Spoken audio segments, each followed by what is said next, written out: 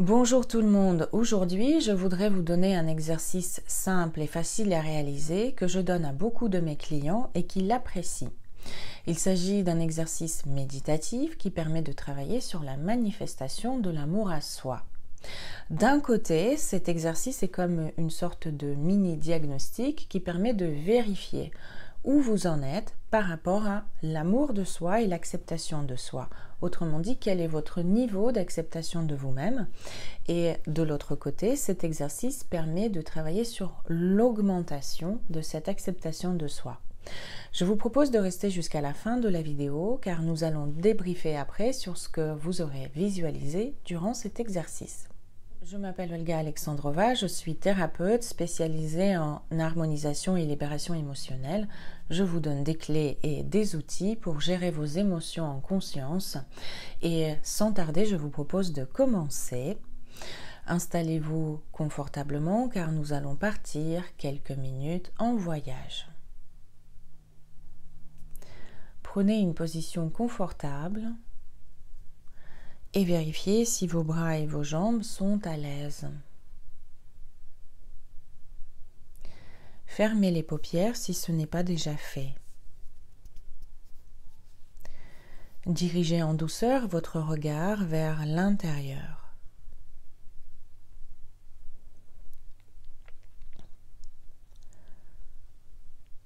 Vous n'avez pas besoin de changer quoi que ce soit aujourd'hui, simplement regardez à l'intérieur de vous et observez sans analyser vos sensations corporelles. Notez si vous êtes tendu ou si vous êtes relâché, si vous ressentez du confort.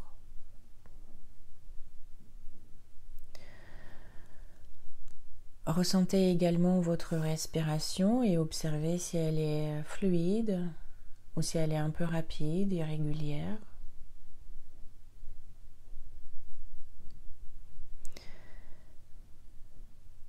Écoutez également vos émotions. Quel est l'état émotionnel dans lequel vous vous trouvez actuellement?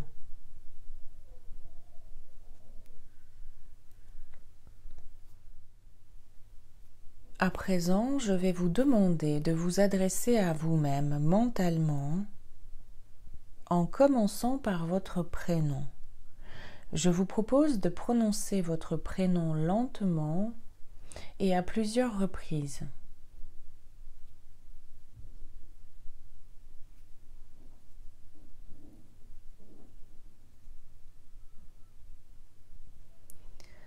Ressentez comment vous vivez la connexion avec votre prénom. Est-ce que c'est agréable? Observez comment votre corps répond à votre prénom.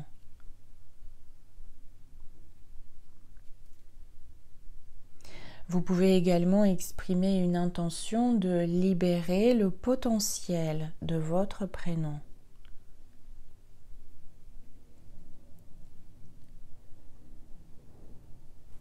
Ou encore exprimer l'intention de vous révéler la signification cachée de votre prénom.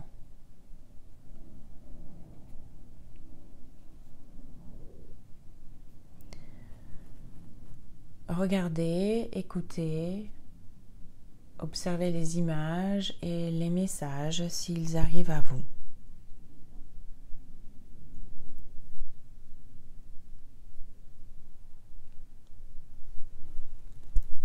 Et puis continuez à vous adresser à vous intérieurement, toujours en commençant par votre prénom, mais cette fois-ci, je vais vous demander de vous adresser à vous avec amour, avec tendresse, avec beaucoup de douceur.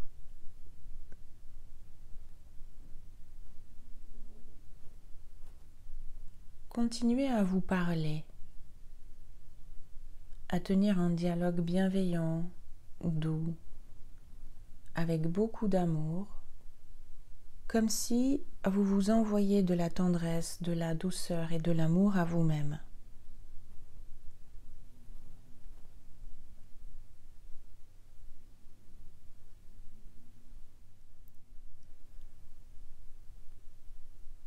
Et je vais même vous demander d'imaginer que vous inspirez ces mots d'amour et de tendresse à l'intérieur.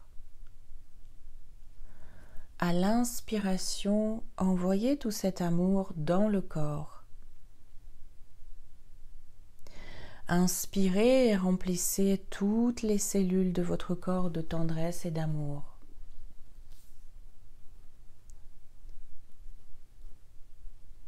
Autorisez les émotions qui leur correspondent à se diffuser à l'intérieur de vous.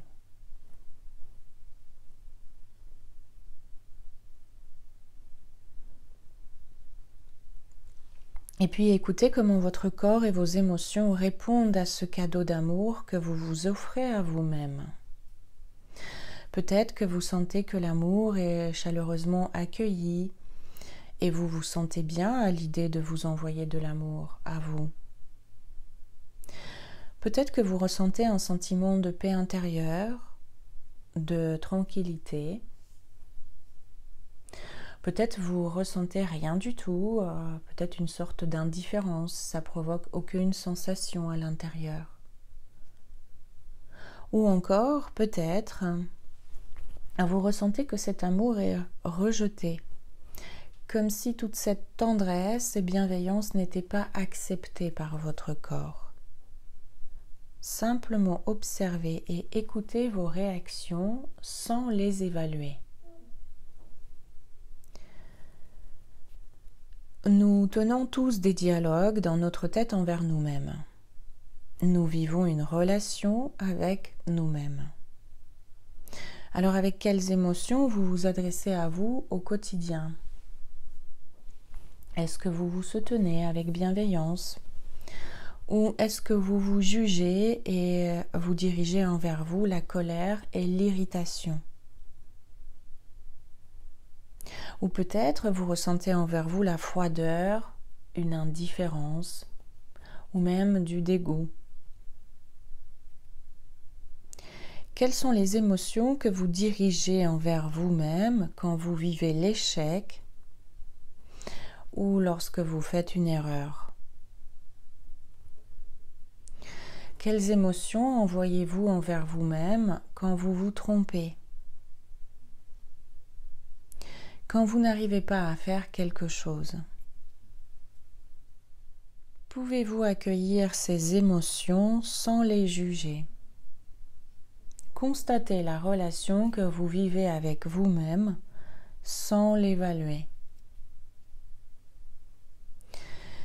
Et si ce dialogue vous attriste, si vous ressentez que ce n'est pas juste de communiquer avec vous de cette manière, qu'est-ce qui serait plus juste? Je vous propose d'aller au-delà des notions du bien et du mal. Choisissez des mots, peut-être une phrase qui serait plus juste, une phrase qui serait acceptée sans résistance. Peut-être la phrase « même si je ne sais pas m'aimer encore, même si je constate que je me juge, que je me dévalorise, je me laisse du temps pour apprendre à m'accepter, à m'aimer. Cela viendra. » Peut-être ce sera une autre phrase, mais une phrase plus juste. Une phrase acceptée par votre corps, par votre mental.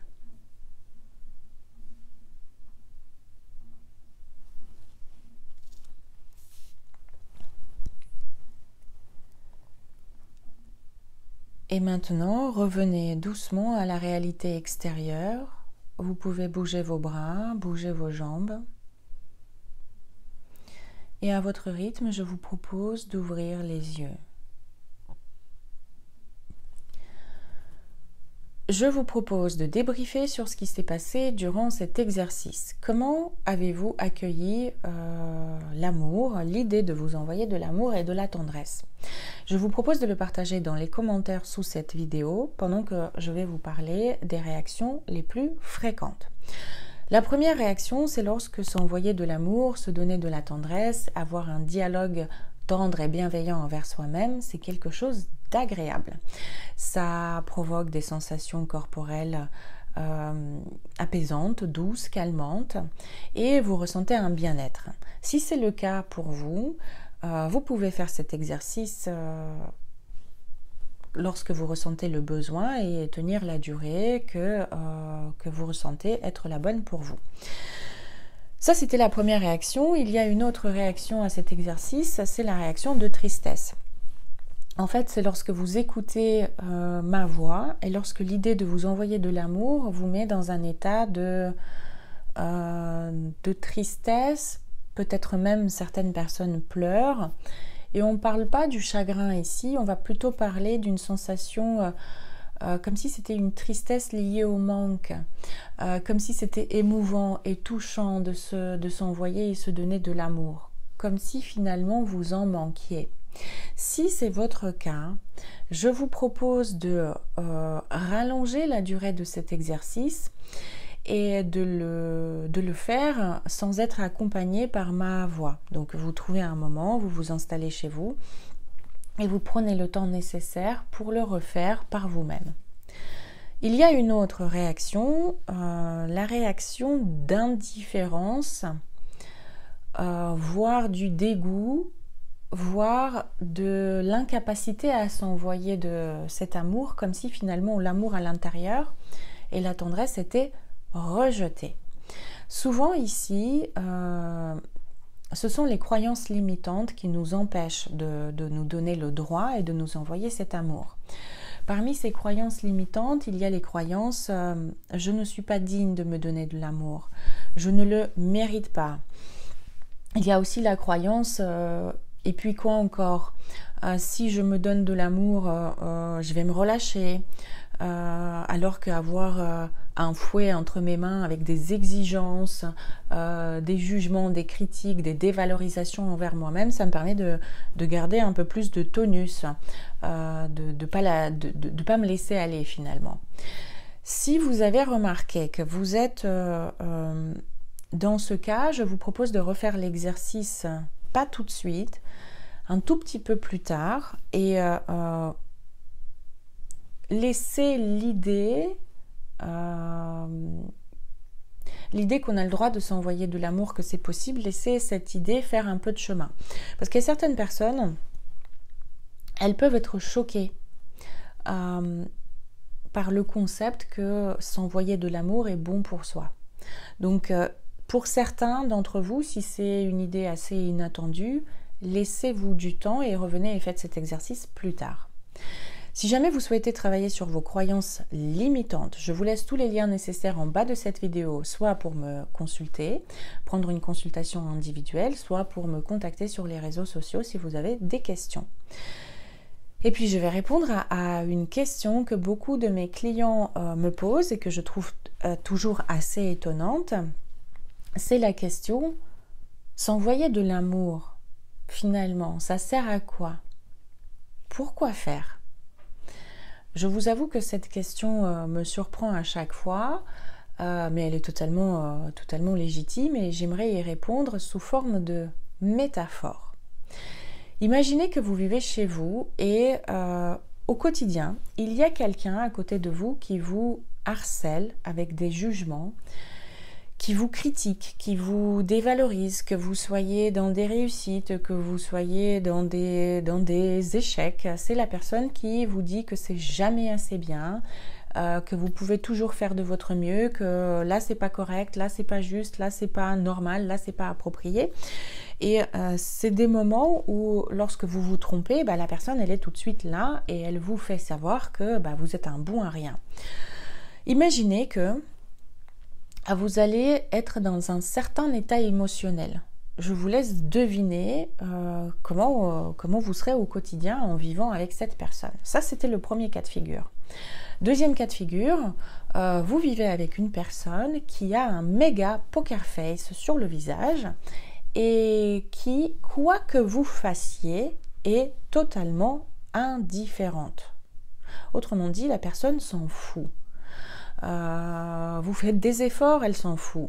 Vous cherchez auprès d'elle des félicitations, de la reconnaissance, elle s'en fiche, elle ne communique même pas avec vous. Elle est présente, mais dans un état de je suis pas là. Imaginez comment cette indifférence va vous toucher. Et puis, le troisième cas de figure, le dernier, imaginez une personne qui vous suit au quotidien et qui est là pour vous et qui vous dit « Je suis là pour toi, je t'aime ». Que tu te trompes, que tu sois joyeux, que tu sois triste, je suis là pour t'aider à t'améliorer, t'aider à te progresser. Je t'accepte comme tu es. Je ne suis pas dans le jugement. Que tu réussisses ou que tu fasses une erreur, je suis là pour te soutenir, pour te féliciter. Je suis là pour te dire combien je suis fière de toi. Je suis là pour t'encourager. Imaginez dans quel état ça va vous mettre émotionnellement quand quelqu'un vous dit « je t'aime et je t'accepte » sans aucune condition. Et si finalement cette personne qui vit à côté de vous, c'était vous-même? Nous vivons tous cette relation au quotidien avec nous-mêmes et cette personne qui vous remplit d'émotions positives, ça peut être vous. Si vous avez aimé cette vidéo, je vous remercie pour vos partages avec des personnes qui en ont besoin. Je vous remercie pour vos commentaires, pour vos pouces vers le haut qui permettent de faire connaître mon travail à d'autres personnes. Et je vous dis à très bientôt pour des nouvelles vidéos.